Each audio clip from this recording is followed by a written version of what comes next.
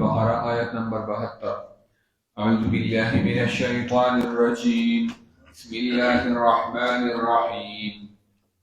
وإذ قتلتم نفسا فادارأتم فيها والله مخرج ما كنتم تكتمون فقلنا اضربوه ببعضها كذلك يحيي الله الموتى ويريكم آياته لعلكم تعقلون ثم قست قلوبكم من بعد ذلك فهي كالحجارة أو أشد قسوة وإن من الحجارة لما يتفجر منه الأنهار وإن منها لما يشقق فيخرج منه الماء وإن منها لما يهبط من خشية الله وما الله بغافل عما تعملون صدق الله العظيم.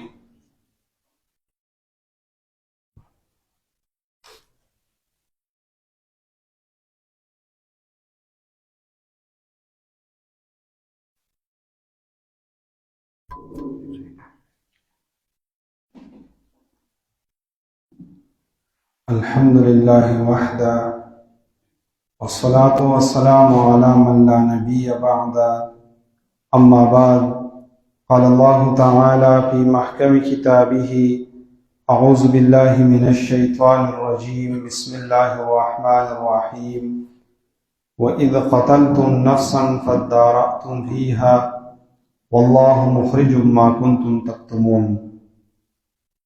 ورنو الله تعالی په دې آیاتونو کې د بنی اسرائیل یو بد عمل ذکر کوي او هغه دا دی چې په یو انسان باندې بهتان لګول د دوی یو عادت او هغه واقعیا د روانه و چې په بنی اسرائیل کې مونږ پرون ذکر کړیو چې یو سړی راولګېد او بلې مړ کړو. هغه دوه واقعې مونږ ذکر کړې وي او بیا یې دا مقتول چې کوم وجلې شوی نو دی په یوه لاره کې واچو او دا کوم سړي چې قتل کړی نو ده به کې د ټول نه زیات واویلا کوله چې دا چا وجلی دی او دغه مونږ داسې وکړو دی به کې م لګیا و. اوس په دې کې اختلاف جوړ شو چې دا چا وجلی دی نو دوی بهتانونه شروع کړه. نو داسې نه وي چې لکه مونږ ته خبر نه یو خو داسې وي دا به د پلانکي وجلی ابل وی دا به د پلانکي وجلی ابل وی دا به د پلانکي وجلی ټوله معاشره په هغې باندې او محلات په هغې باندې چې دی نو ګډوډ شو. نو الله تعالی په دې واقع کې هم دا سبق راکوي چې ګوره تاسو بهتانونه به نه لګوئ. که د یو خبرې تا ته معلومات نشته نو داسې ویلی شي چې دا کار ما نه دی کړی، داسې ویلی شي چې دې نه زه نه خبره یم، خو چې ته وایې چې دا پلانکي انسان کړی نو دې ته بهتان ویلی کېږي. نو دې بني اسرائیلو کې دا کار و، په دې یهودو کې چې دوی به بهتانونه ډېر زیات لګول. او د هغې بل دلیل دا دی چې عبدالله بن سلام رضی الله تعالی عنه چې دی نو دی چې کله ایمان راوړو نو دی په یهودو کې یو لوی عالم و. نو دی نبی علیه الصلاة والسلام خواته راغی ورته ویې د الله رسوله چې که زه چېرته کې ډایرکټ ایمان راوړم نو ګورې دا خلک به زما باندې بهتانونه لګوي، سبا به وایي چې دا ولې دی پیغمبر پیسې ورکړي دي او دی خو د مخکې نه ډېر زیات ګنده انسان دی او دا دي او هغه دي. نو اول داسې کړو چې د دې خلکو نه زما په باره کې تپوس وکړه او د عبدالله بن سلام رضی الله عنه ځکه کول چې نبی علیه الصلاة والسلام زما په باره کې چېرته کې بدظنه نه شي، دا خلک ډېر زیات وړاندې دي ورته بیا وړاندې خبرې کوي. نو عبدالله بن سلام رضی الله عنه په یو کوټه کې پټ شو. نبی علیه السلام د دې یهودو نه تپوس وکړو چې د عبدالله بن سلام ستاسو په منځ کې څنګه سړی دی؟ دوی ورته یاره دا خو زموږ سردار دی، د پلار هم سردار و، ډېر عزتمن خلک دي او ډېر بهادر خلک دي او دنیا صفتونه یې ورته وکړل. نبی علیه الصلاة والسلام ورته ویې که چېرته کې هغه ایمان راوړي نو تاسو بیا څه وایئ؟ دا نشي کېدی. هغه چېرته ایمان راوړي هغه خو لکه ډېر نیک انسان دی او ستا دا دین خو نعوذ بالله په باطنه دی، هغه چېرته دا قبلوي؟ نو په دې کې عبدالله بن سلام رضی الله عنه راووته. چې راووته هغه کلمه وویل نو دوی ویې هذا شرنا، دا په موږ ډېر زیات رذیل انسان دی نعوذ بالله، او د ده مور پلار او د ده ټول خاندان چې دی نو هغه هم دغه شانته کې رذیلان دي. عبدالله بن سلام نبی علیه السلام ته یې ما ته نه وي چې کو دا خلک تهمتونه لګوي. اوس هم د یهودو چالونه چې دی نو ټول هم د دغه پلار نیکه په طرز باندې روان دي. راوبلېږي مسلمانان به قتل کي، بیا به وایي دا دوی په موږ باندې حمله کړې وه. چال به جوړ کړي، مسلمانان په خپل منځ کې وجنګوي، بیا به وایي دا خو د مسلمانان ورانکاري دي. کنې تاسو سوچ وکئ په دنیا کې مونږه دا ګیري والا، دا پټکي والا، دا یختو والا خلک د یهودو نصاراو په دې سنوم باندې بدنام کړی دي چې موږ خلک یې خلک رانه نفرت کوي په عالمي دنیا کې. کنه تاسو وګورئ چې د ټول نه زیان قتلونه چې د يهودو وکړه، ماشومان شهیدان کړه، قرآن مجیدونه شهیدان کړه، جماعتونه، او هیڅوک یې پرې نه ښودل، بلکې دوی داسې سزاګانې دي چې هغه حیواناتو هم څوک نه ورکوي. هغوی ویل مونږ پاک یو، مسلمان چې دی نو هغه ټیلرسټ دی، نو دا د دوی هغه بهتان دی. نو دې آیات کې الله تعالی د یهود یو بل قباحت ذکر کوي چې هغه دوی قتل وکړو خو بیا په یو بل باندې بهتان نه لګول. او اصل کې دا د حضرت موسی علیه السلام معجزه پکې هم الله ښکاره کړه، او بل پکې دا و چې بدی کې د مرګ نه بعد چې کومه زندگی و نو د هغې دلیل پکې الله تعالی ذکر کړو. ځکه د دوی عقیده دا و چې د مرګ نه بعد زندگی نشته. نو الله تعالی د دوی د مخې یو سړی راپاسو، د غوا په یو حصه باندې ووالی شو، راپاسېدو او هغه وایي چې دا پلانکې انسان زما قاتل دی. یا علما وایي چې دنه به تپوسونه کېدل، ځکه دوی خو په یو بل بهتان نه لګېدل. نو دې دا پلانکې ستا قاتل دی، ته به وایي نه سر به دې سپځو، دا پلانکې دی داسې دی کوو. چې کله به دا پلانکې دی چې خپل قاتل راغی هغه سر وخوځو چې او دا زما قاتل دی. نو دې به کې بیا قصاص شو، دې به کې خلکو مړ کړو. نو دلته کې الله تعالی فرمایي چې ګوره دا په مرګ نه بعد په زندګۍ باندې هم دلیل دی چې دې خلکو چې دی نو هغه دا عقیده لرل چې د مرګ نه بعد زندګي نشته، خو الله تعالی د دوی د مخې سړی راپاسو چې مړ او راپاسېد، نو الله تعالی وایي چې دغه شان به زه تاسو راپاسو.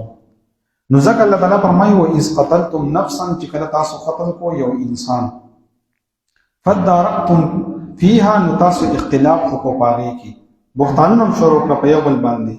والله تعالی څه فرمایي والله مخرج ما كنتم تكتمون، الله تعالی راویستونکی دی هغه څه چې تاسو یې پټوئ.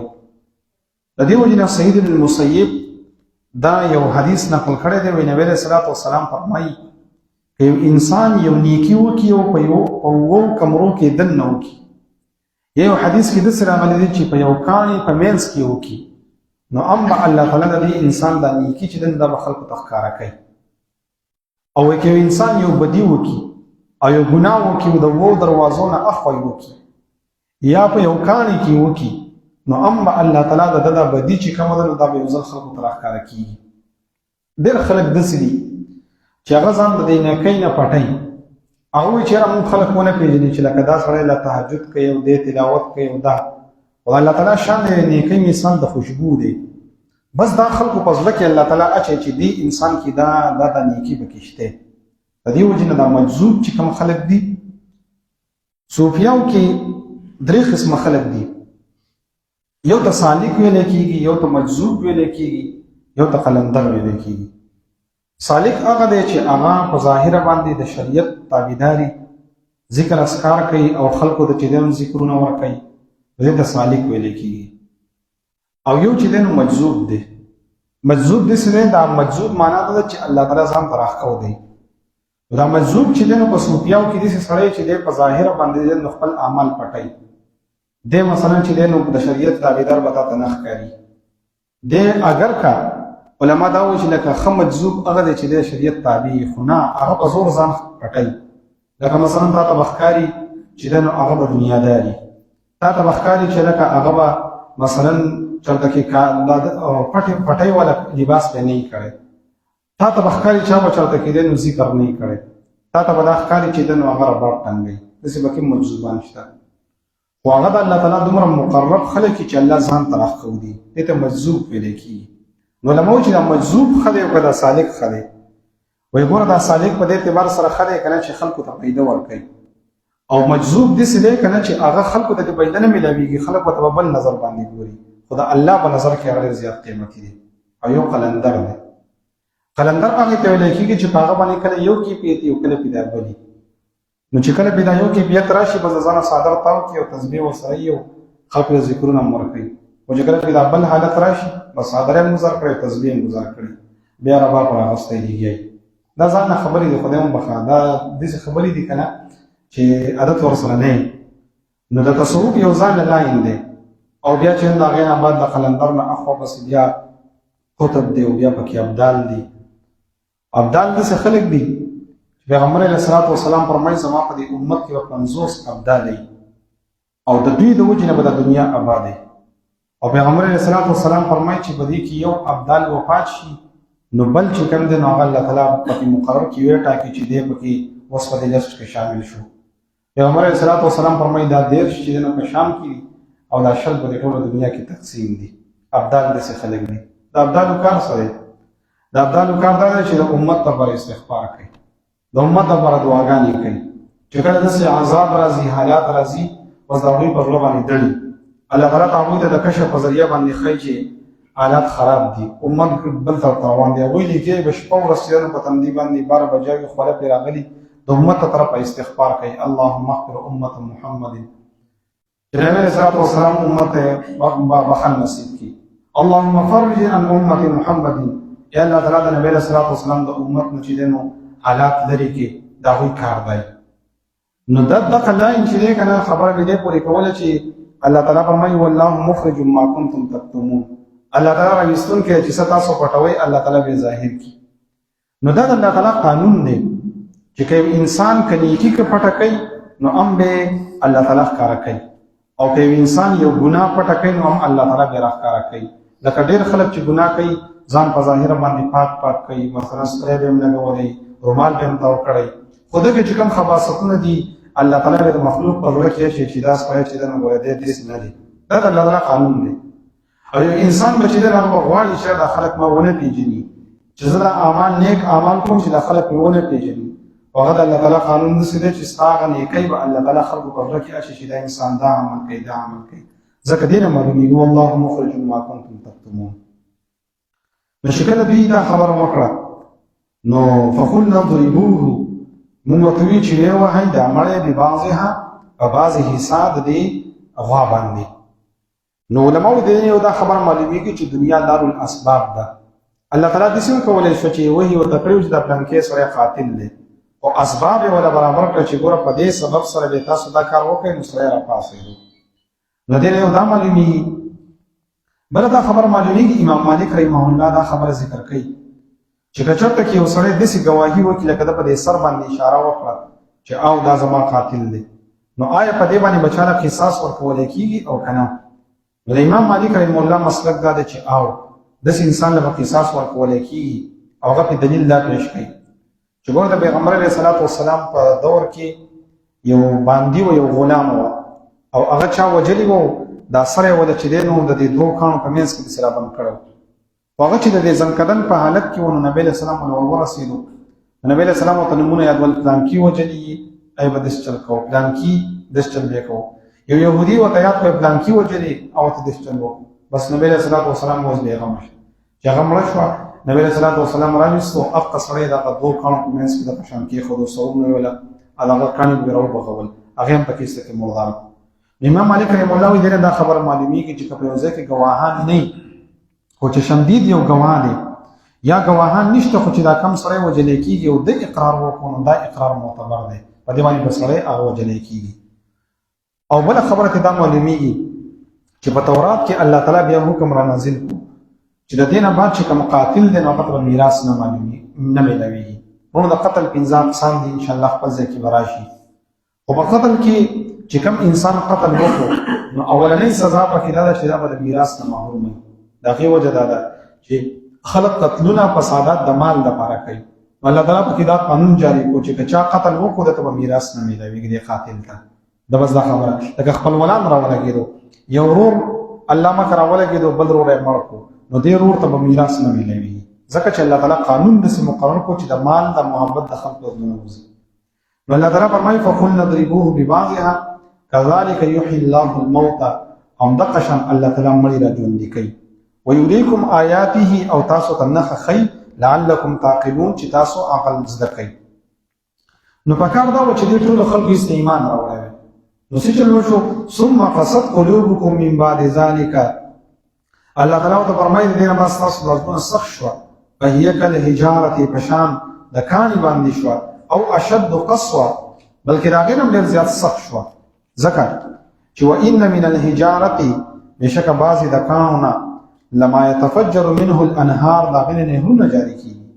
وان منها لما يشقق، او بعضی هغه دي چې وچوي فيخرج منه الماء، وبتي راوزي لکه د موسی علیه السلام دغه کاڼي نه.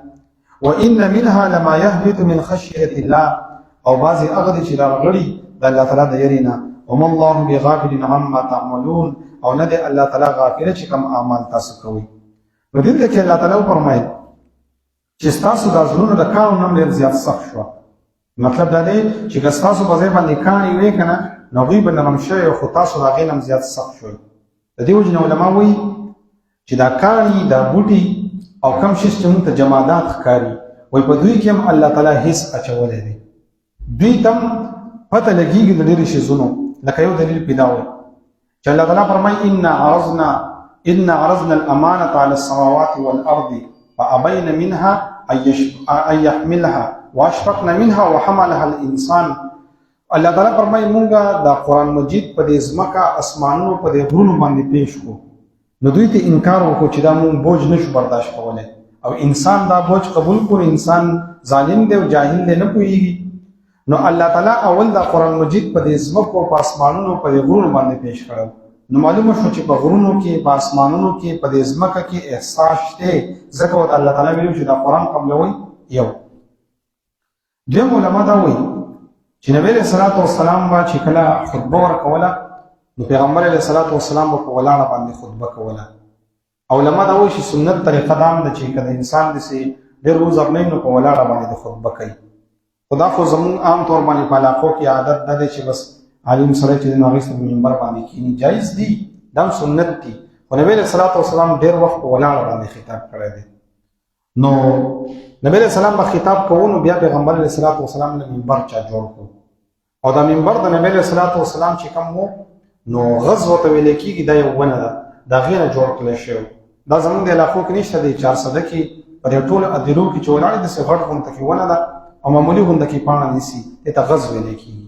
د نبی علیہ الصلوۃ والسلام منبر د غزوه جوړ نو چې کله ولدا جوړ کو نو پیغمبر علیہ السلام بچول په ولاړه باندې خطبه کوله نو یو ستنې ته بیٹل وهله او خطبه به ورکوله نو هغه ته ویل کې اسطوانه حنانه او دا اصل کې د کجوري یو ډډو او دا روشه او د سوچي وچو. نبی علیہ السلام په خطبه ورکوله او د سګله په توال چې کله نبی علیہ الصلوۃ والسلام منبر ته وختو نو دا قسطنه په جوړا شو. صحابه کرام فرمایي وای د سلګي والي لکه ماشوم چې سلګي وي. نبی علیہ الصلوۃ والسلام سره خبرې کولې وې ځان ته د سره نږدې کړه چې ستا خو خنه ده چې په جنت کې زما سره یو ځای شي خو خدانه ده چې په جنت کې د الله تعالی بیا را زرغون کې او التر بیا ډډو وم نو خنه ده وې دې ستای و سره خبرې شروع کړې چې د الله رسول الله می خوخه ده. وې بیا نبی صلی الله علیه وسلم په مسجد نبوي کې ولزه وکړ او داستانه به کې خخه کړه. نو ګوره وچ لرګې د احساس پکې شته کنيشته وسم په مسجد نبوي کې چې کله ریاض الجنه انسان ورته نشي انت کې یو لستنی نو بیا په لیکل یو په اسطوانه حنانه ده. حنان ویل کېږي جړیدون کې ده. دا هغه ستنه ده چې دی جړا کړی د نبی رسول الله والسلام په فراقت باندې نو وچ لرګې د احساس پکې شته انت کې یو لستنی دی. یو اسطوانه حنانه ده یو اسطوانه بولبابا ده یو اسطوانه توبه ده یو اسطوانه الصغير ده یو اسطوانه التهجد ده یو اسطوانه العائشه ده. دا ستنه باندې لیکل شوی دا مستقل د خپل تاریخ دی. نو معلومه ده شو چې په وچ شیزونو کې احساس شته. بل نبی علیہ الصلوۃ والسلام صحابه کرام فرمایي وي چې کله پیغمبر علیہ الصلوۃ والسلام د مدینه منورې نه بهر ووتو او کله په مدینه منورې ته راتلو او چې کله به د احد د غر ولیدو و نبی علیہ الصلوۃ والسلام به دا اوخه ورته ذکر وی هاذا جبل يحبنا ونحبه ما ودا غر دی چې زمون سره دی مینه کوي مون سره دی مینه نو غر کې موږ مینه شته پکان کې مینه شته. حدیث کې راغلی دی نبی علیہ الصلوۃ والسلام او صدیق سے عمر سے و نور صحابه کرام په غر باندې ولاړ وي دا غر په خوځېدو شو زلزله پیراله. علماء وایي چې په مدینه منوره کې خو زلزله نه راغلي څنګه زلزله پیراله نو صوفیا علماء وایي وجد پیراغه.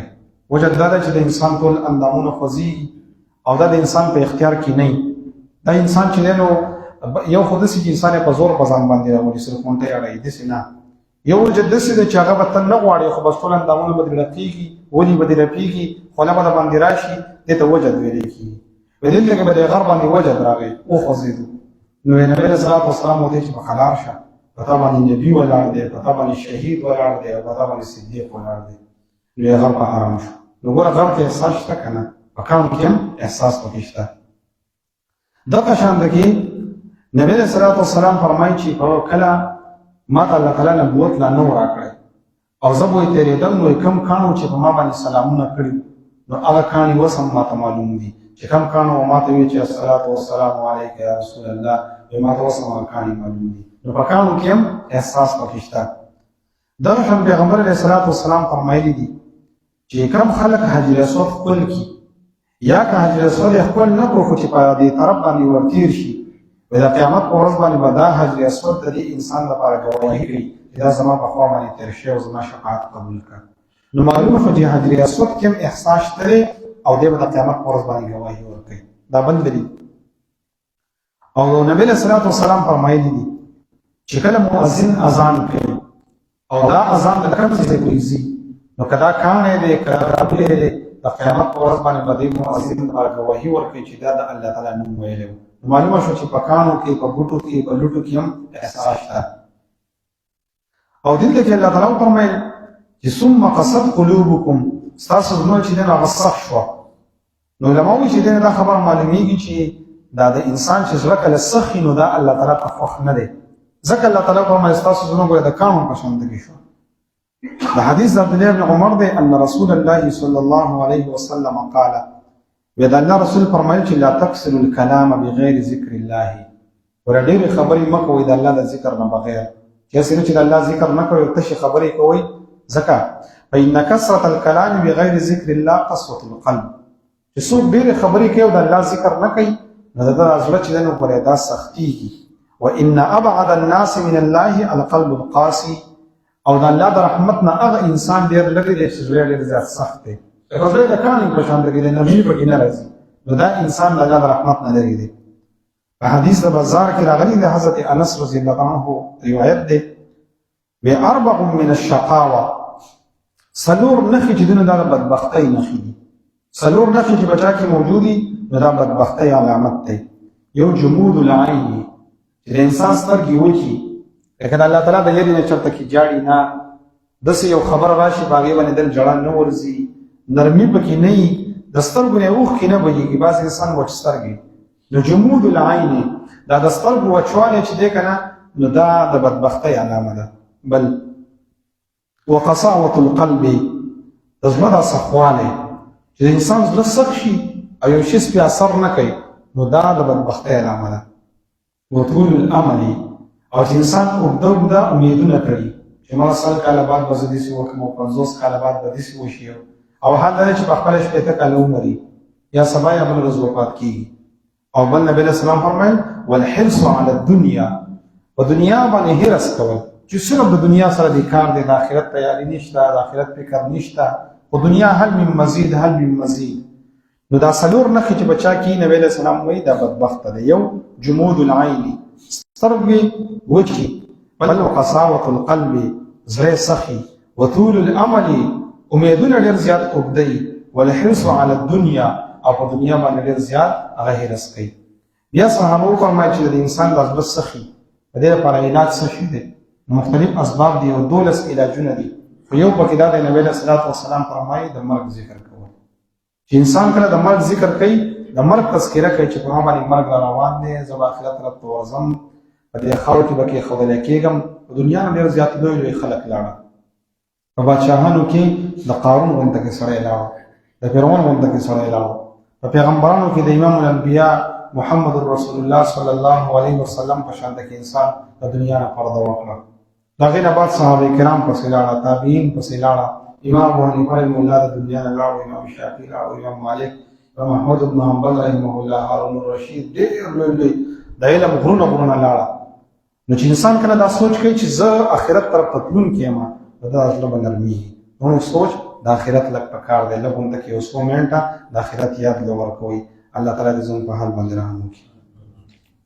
وَإِذْ قَتَلْتُمْ نَفْسًا او هر کله چې تاسو قتل کو یو نفس فَادَّارَأْتُمْ فِيهَا تاسو اختلاف وکړو په هغې کې والله مخرج ما كنتم تكتمون الله تعالی راویستونکی دی څه چې تاسو پټوئ.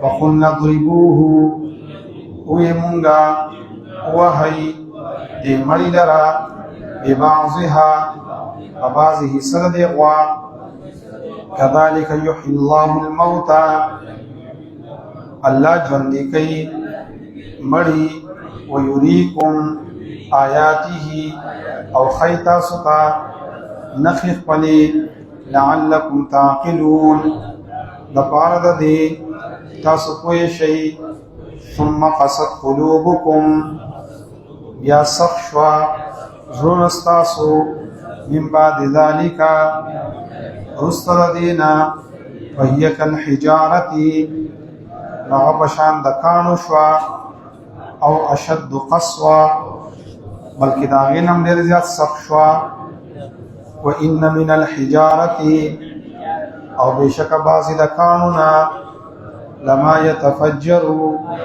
منه الانهار چې جاری کیږي د هغې نه نهرونه وإن منها او بعضی د هغې نه لما يشقق چې وچوي فيخرج منه الماء راوځي د هغې نه اوبه وإن منها او بعضی د هغې نه لما يهبط من خشية الله چې راغړي د الله تعالی د یرې نه وما الله او نه دی الله تعالی بغافل ناخبره عما تعملون چې کوم اعمال تاسو کوئ. الحمد لله رب العالمين والعاقبة للمتقين الصلاة والسلام على رسوله محمد وعلى آله وأصحابه أجمعين. اللهم لا تقتلنا بغضبك ولا تهلكنا بعذابك وعافنا قبل ذلك. اللهم اغفر للمؤمنين والمؤمنات والمسلمين والمسلمات الأحياء منهم والأموات. زمونږ درس دا یو ملګری هغه بیمار و اپریشن یې کړی دا فاروق وایي بل یې اختر لاله اپریشن کړی دعا ورته وکړئ الله تعالی دا اپریشن یې کامیاب کړي صحت کامله عاجله ورته ورنصیب کړي او کریم ذات مونږ ته خیر پېښ کړي برحمتک یا ارحم الراحمین.